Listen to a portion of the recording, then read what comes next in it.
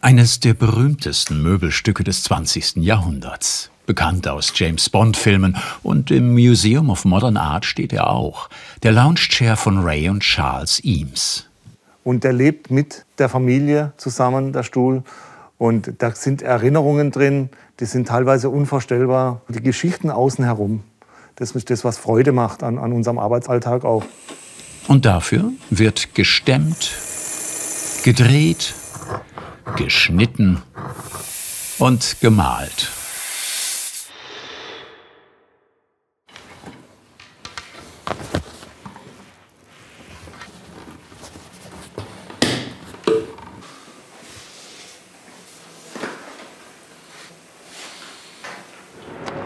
Aber auch dieser Designklassiker kommt mal in die Jahre, wird alt und brüchig.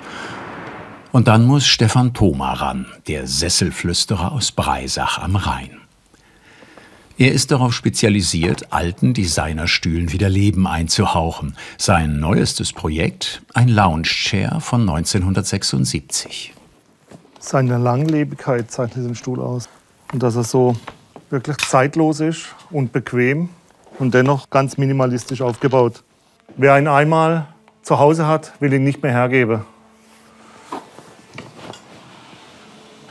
160 Einzelteile. Thoma muss ihn komplett zerlegen. Nur dann kann er sehen, was alles kaputt ist. Bei diesem Sessel hier ist der Schwingungsdämpfer in der Sitzschale unter der Armlehne gebrochen. Hier sind Schichtholzbrüche entstanden und das müssen wir dann beheben. Hier müssen alle 7 oder 8 Lagen komplett entnommen werden, bis zur äußeren Furnierschicht und neu eingesetzt werden.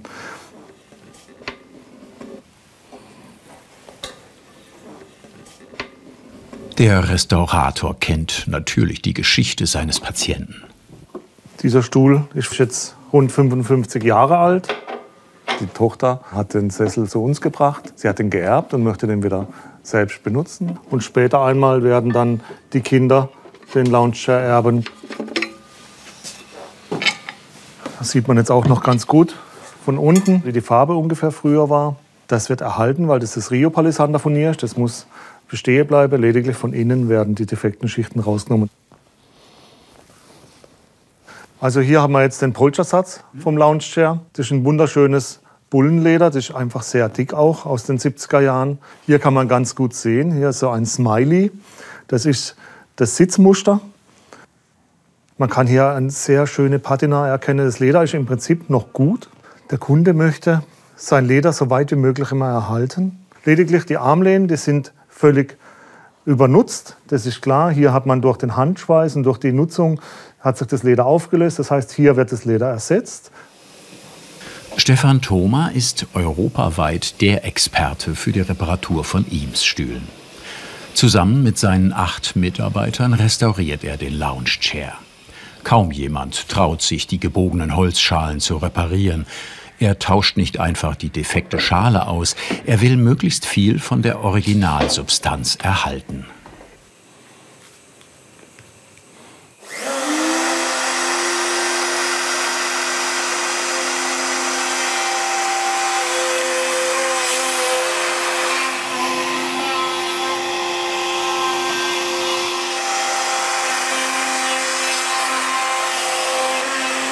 Die Schalen sind aus gebogenem Schichtholz, ein für die damalige Zeit revolutionärer Werkstoff. Stufenweise fräst Stefan Thoma die gebrochenen Schichten heraus. Damit schafft er mehr Fläche zum Verkleben. Später wird er hier neues Furnierholz einsetzen. Das heißt, man darf nicht übergreifend einfach ein massives Stück Holz reinsetzen, sondern man muss wirklich nachher einzelne Plywoodlagen hineinpressen. Und das geht in einer bestimmten Vorgehensweise, dass man sie schlossartig übereinander verpresst, damit das ganze Verbundsystem wieder vorhanden ist und die Dynamik der Schale wieder hergestellt ist, die Flexibilität.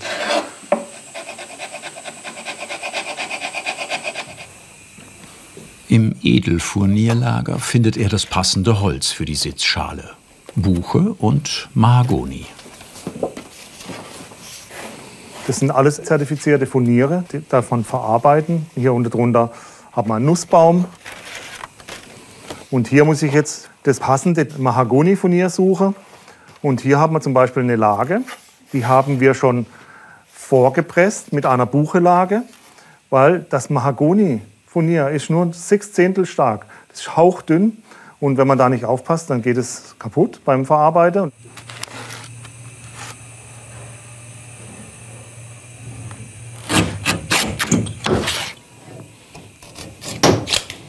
Vorsichtig schneidet Stefan Thoma die einzelnen Furnierblätter mit der Schlagschere. Plywood oder auch Sperrholz besteht aus verleimten Holzschichten.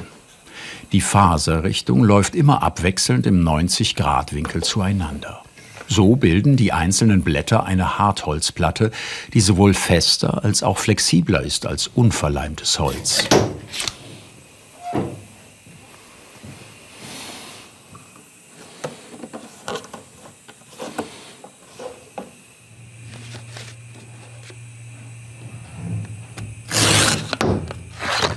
So, und jetzt haben wir die letzte Schicht. Das waren jetzt 7 Schichten mit einer Doppelschicht zwischendrin. Und die Endschicht ist gleichzeitig mit dem Edelfurnier verklebt. Alles ist vorbereitet, dass wir es verpressen können. Jetzt müssen wir sie noch nummerieren, weil wir die Teile noch mal rausnehmen. Bevor wir sie einpressen können, müssen wir die Shockmount noch abnehmen, damit wir sie wieder nachher genau reinkriegen.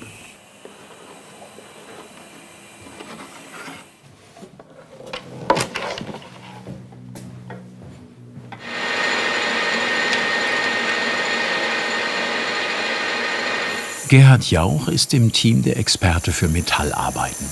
Er kümmert sich um das ausgeleierte Lager am Drehgestell. Ich stelle eine Büchse her, weil die alte Büchse die ist instabil und die neue Büchse die ist stabil, die hält ewig. Das Material ist Rotguss. Und das Rotguss wird genommen, weil es eine bessere Gleitfähigkeit hat und eine bessere Schmierfähigkeit.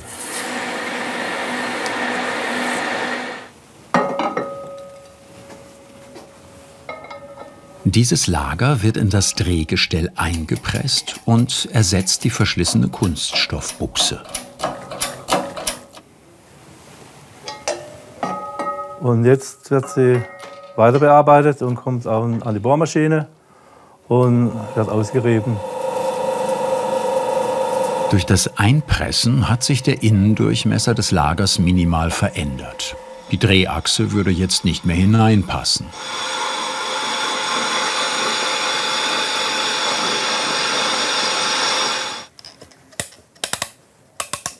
Doch zuvor muss der Dreher den Originalfuß aus Aluminiumdruckguss polieren, damit er wieder glänzt wie neu.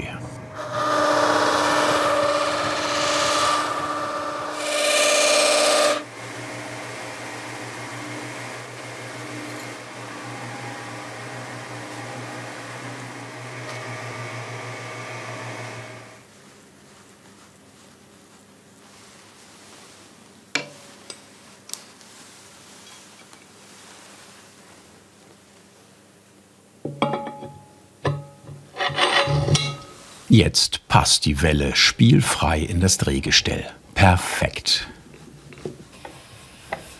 Stefan Thoma kümmert sich um die Sitzschale.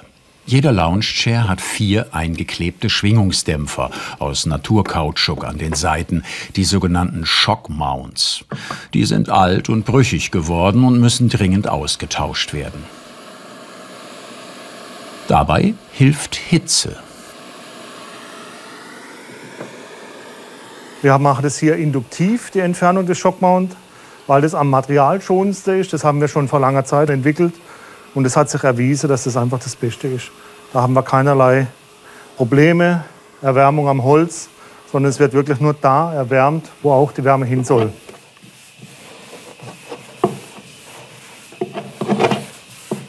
Die Reste werden mit dem Stechbeitel abgetragen. Dann kommt die Oberfräse zum Einsatz.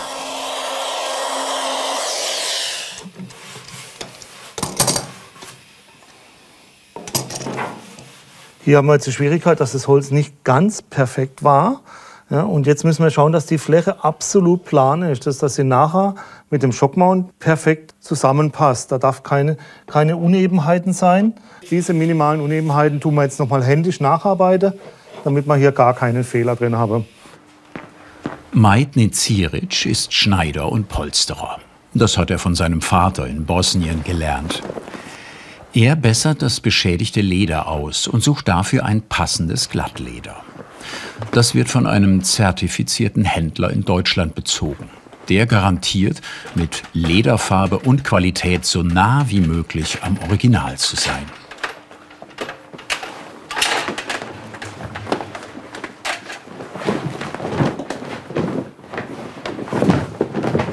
Doch jedes Stück Leder ist in Stärke und Beschaffenheit anders, ein Naturprodukt eben. Vor der Verarbeitung kontrolliert er deshalb das Leder auf kleinste Beschädigungen. Majt hat für jedes Modell des Lounge Chair ein Schnittmuster. Es gibt inzwischen auch eine XL-Variante. Die Menschen sind einfach größer geworden.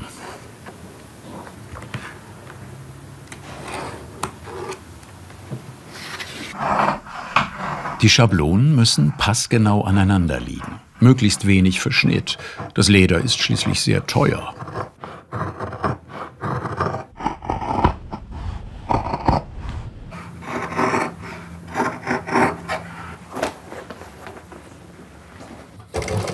Majt erneuert die Armlehnen und das Sitzpolster. 2 bis 3 Tage benötigt er dazu.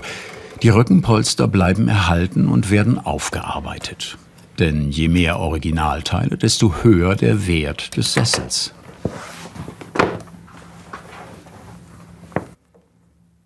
Eine 3 mm dicke Kunststoffschnur verstärkt den Rand des Leders. Jede Armlehne besteht aus 4 Teilen, die passgenau zusammengefügt werden.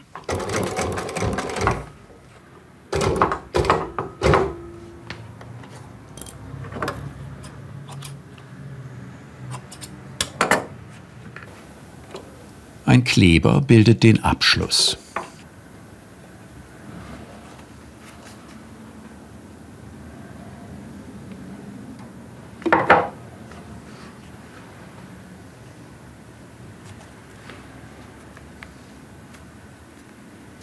Und dann kann vernäht werden.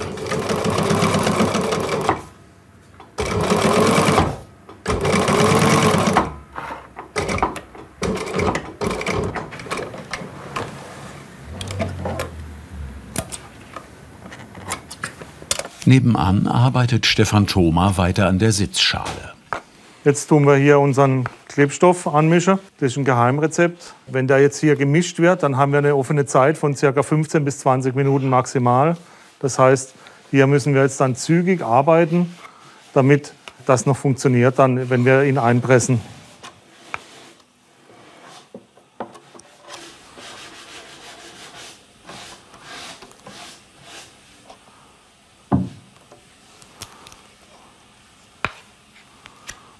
So, jetzt tragen wir Schicht für Schicht auf. Und ziehen das wieder mit der Zahnspachtel ab. Also hier muss ich besonders darauf achten, dass ich nicht zu große Schichtdicke habe. Da wir sonst, wenn wir zu viel Klebstoff zwischen den Lagen haben, dann drückt uns das in die nächste Lage rein. Und kommt oben bei der Pressung raus.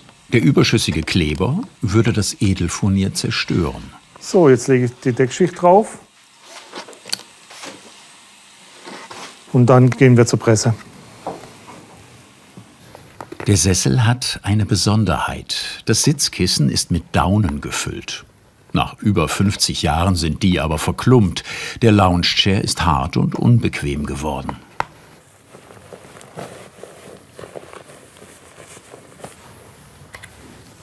Kunde möchte sitzen wie früher auf dem Stuhl.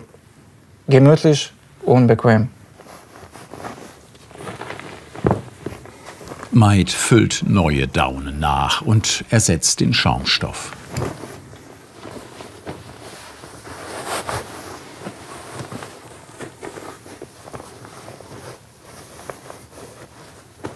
Mit dem neuen Rückenkarton und den Druckknöpfen hält das Kissen später sicher an der Holzschale.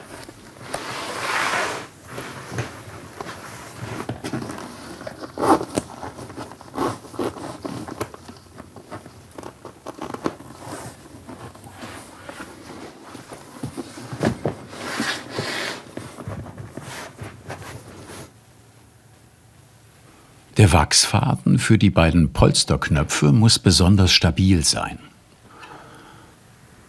Und die Polsternadel besonders groß. Mit Kraft setzt er an der richtigen Stelle die neuen Knöpfe ein. Und mit Präzision muss er exakt auf der anderen Seite herauskommen.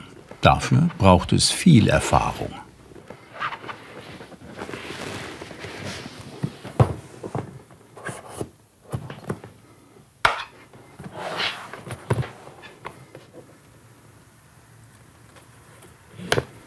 Durch die Polsterknöpfe bekommt der Sessel sein Gesicht. Sitzkissen brauchen ein Faltenbild.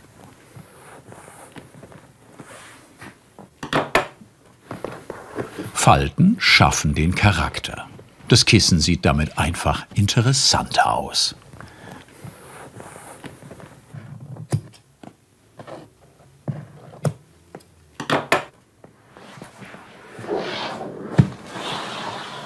Die Kundin möchte genau wie früher Faltenbild bei einem Sitzkissen. Bei den Rückenpolstern sind die Zeichen der Zeit zu sehen. Das Leder hat eine besondere Patina, die soll erhalten werden. Die Kunst besteht darin, das alte Leder so beizufärben, dass es zum neuen passt.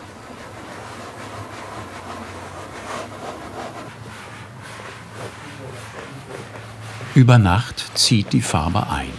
Erst dann kann Maid den Bienenwachsbalsam auftragen und einmassieren.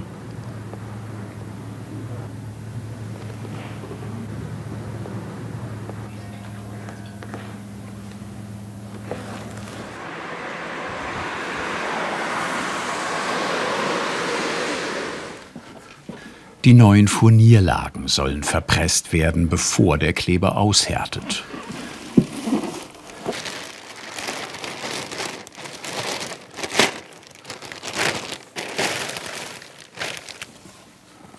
Bis zu 20 Tonnen Druck wirken auf die Holzschale ein.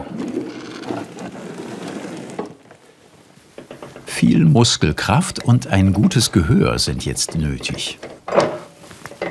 Ja, hier ist ein ganz heikler Moment. Hier muss ich enorm aufpassen, dass wir nicht zu schnell pressen, weil sonst drückt es uns den Kleber zu sehr aus den Fugen raus oder wenn es Geräusche macht, das muss man genau hören, und spricht uns die Schale. Der Druck muss langsam aufgebaut werden.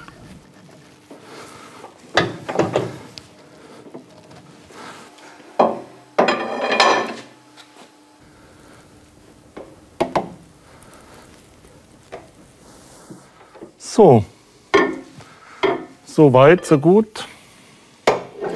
Jetzt brauchen wir 12 Stunden Trockenzeit, dann kann man sie wieder ausformen.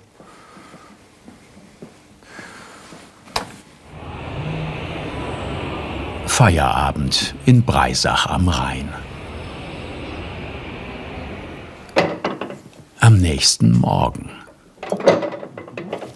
Es ist immer so ein Überraschungspaket. Man ist sich nicht 100% sicher, dass die Pressung wirklich klappt, weil es gibt unheimlich viele Faktoren, wo da eine Rolle spielen, Temperatur. Und wenn da die Zeit zu lange war, dann kann es halt passieren, dass der Kleber schon über die Zeit raus war, wird er zu zäh und dann kriegen wir ein Problem bei der Pressung. Und die Pressung ist gelungen, sieht sehr gut aus. Auf den ersten Blick klappt alles wunderbar, auch von unten, hat kein Material rausgedrückt, die Risse sind sauber verfüllt. Besser könnte es nicht sein.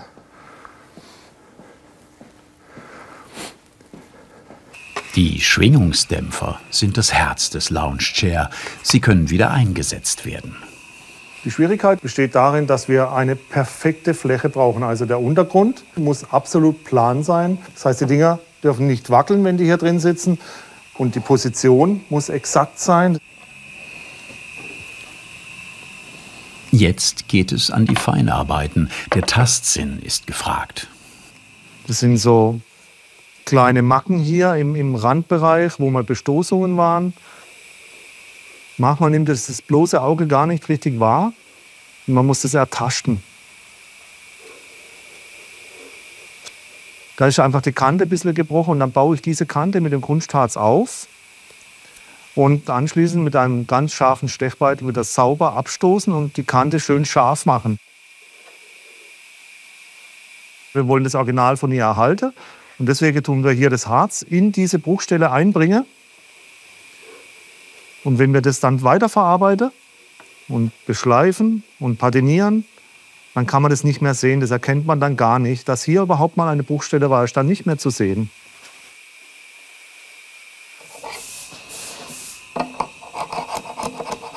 Das ist kein Standardstechbeitel, das ist aus japanischem Stahl. Das ist also wirklich was nicht Alltägliches. Die Dinger sind sehr, sehr scharf. Da kann man sich auch rasieren damit. Also so langsam bekommt er wieder sein Gesicht, geht dem Ende zu in der Innenbearbeitung und dann kann man eben außen das Edelfurnier sauber verarbeiten.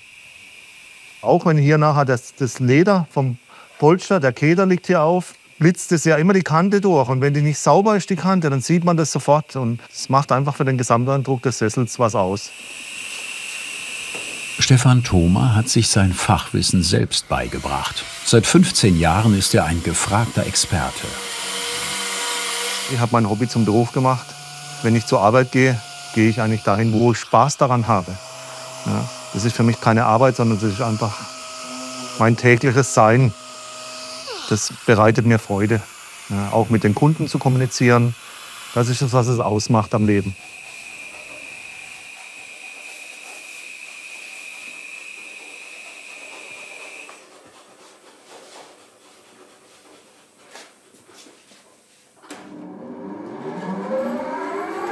Die Sitzschale wird grundiert. Damit können Furnierschäden an der Außenseite erst sichtbar gemacht werden.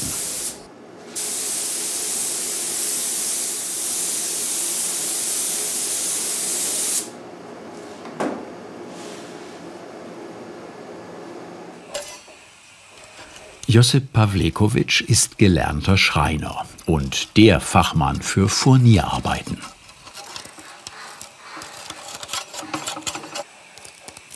Er möchte das ursprüngliche Furnierbild erhalten. Das Furnier, das wir einsetzen, in der Regel ist es ja immer Rio-Palisander. Und das darf man heute offiziell ja auch nicht mehr verarbeiten. Das steht unter Artenschutz. Und wir haben dann alte, defekte Schalen. Und dann schälen wir diese alten Rio-Palisander-Furniere ab und suchen ein passendes Teil daraus und setzen das da ein. Ja. Und die alten Bestandsteile, die heben wir auf und verwenden die dann zum wieder neu furnieren. Da braucht man schon eine sehr ruhige Hand dafür.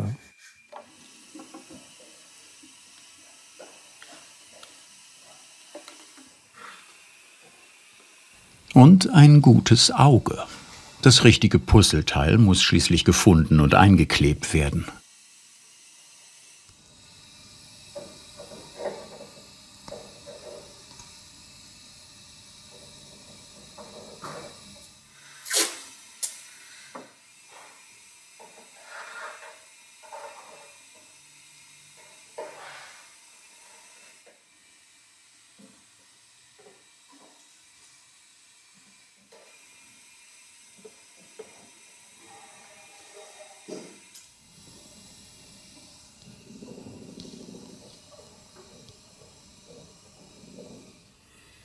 Nach 3 Stunden ist der Kleber ausgehärtet.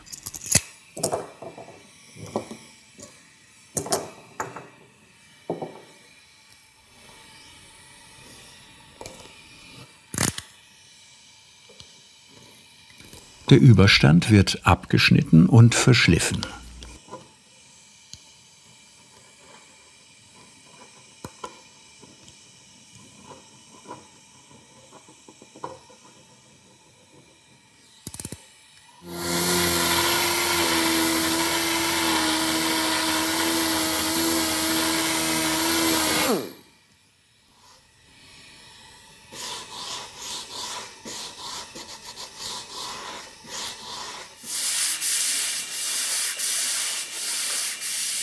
Vorbereitungen für die Furniermalerei.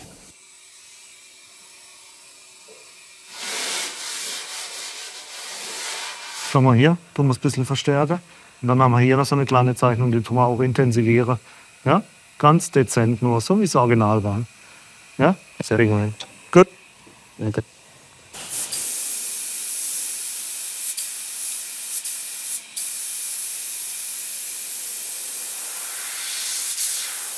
Unser Mitarbeiter, der Josip, der ist im Lackbereich sensationell, da ist der unschlagbar, der hat da künstlerische Gene, der malt auch zu Hause, mischt sich die besondere Farbe an und zeichnet nach, ganz sachte, dass es völlig authentisch ist. Ja, und da muss man aber eine sehr ruhige Hand haben dafür, um diese Linien da wirklich schön hinzukriegen. Das darf nicht verwackelt sein.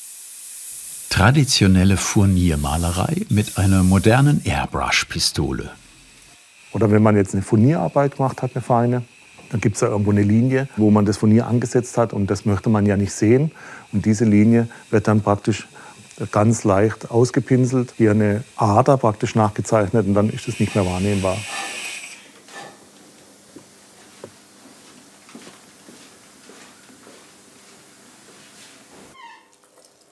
Die Patinierfarbe hilft, die ausgebesserten Stellen den Originalteilen anzugleichen. Wenn wir in der Endphase sind, kriegt er eine Patina. Zum Beispiel vorher stand der Stuhl mit der rechten Seite immer in der Sonneneinstrahlung. Die obere Rückenschale hat immer massiv Sonne bekommen. Und dann muss man einen Klarlack mit Farbpigmenten anmischen. Und das muss man dann in einen Hauch darüber patinieren, damit die obere Rückenschale zu der Sitzschale oder zu der unteren passt.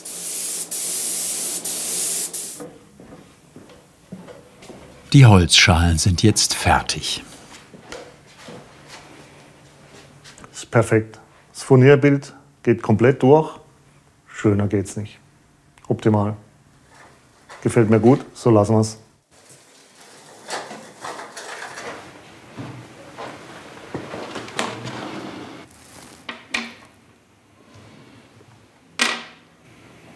Die Endmontage ist wie ein Puzzle. Jede Schraube, jedes Gelenk muss genau passen. Ein Fehler beim Zusammenbau und die Struktur des Sessels ist beeinträchtigt.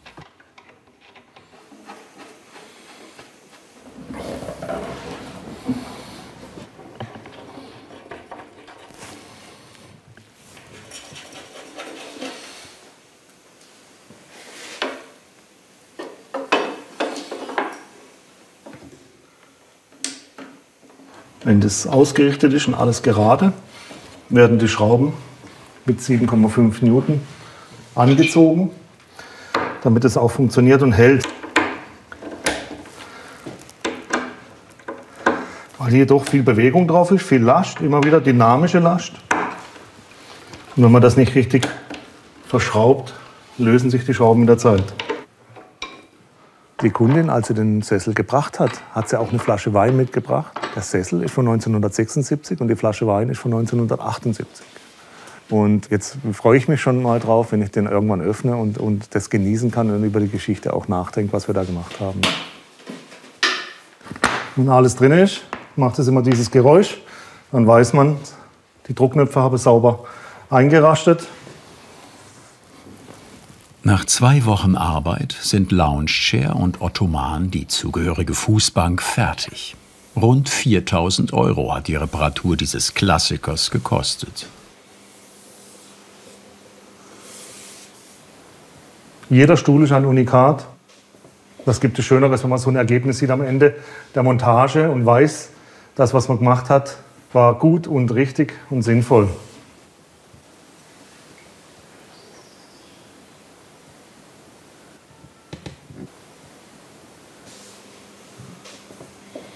Ich setze mich abends gerne mit einem Glas Wein vor den fertig restaurierten Loungechair und genieße es und schaue ihn einfach nur an.